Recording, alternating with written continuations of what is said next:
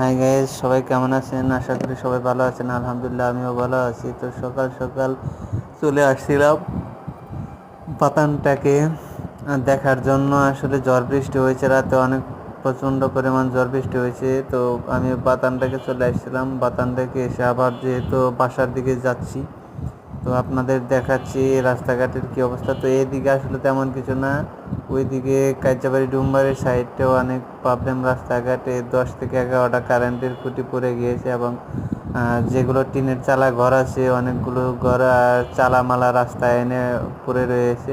আসলে অনেক ব্যয়বহুল ক্ষতি হয়েছে, অনেক সাধারণ মানুষের অনেক প্রচণ্ড ক্ষতি হয়েছে ওইদিকে। তো আমি এই দিক থেকে আবার পাতানটেক থেকে বাসার দিকে যাচ্ছি।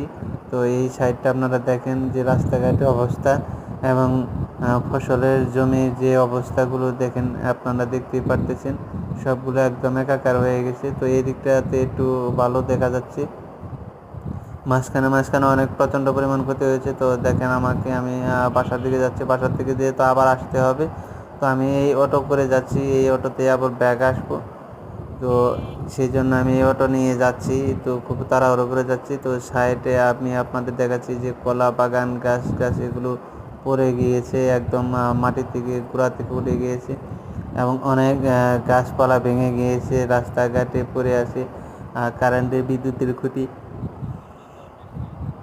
তো বাতানটাকের সাইডটাতে একদমই বিদ্যুৎবিহীন, এখনও বর্তমান অবস্থায় বিদ্যুৎবিহীন আছে, কারেন্ট নাই এদিকটাতে। এদিকের মানুষগুলি আসলে খুবই অবস্থা খারাপের মধ্যে আছে। পানি নাই, একদম রান্না বাড়ার পানি নাই, খাওয়ার পানি নাই, খুবই কষ্টের মধ্যে আছে। তো এখন পর্যন্ত কারেন্ট আসেনি। তো এই দিকটাতে যে ফসলের জমিটা দেখতে পাচ্ছেন, একদম মাটির সাথে মিশে গিয়েছে বাতাসে, ঝড় বৃষ্টিতে। তো গাছের ফুল টোল সব ঝরে পড়ে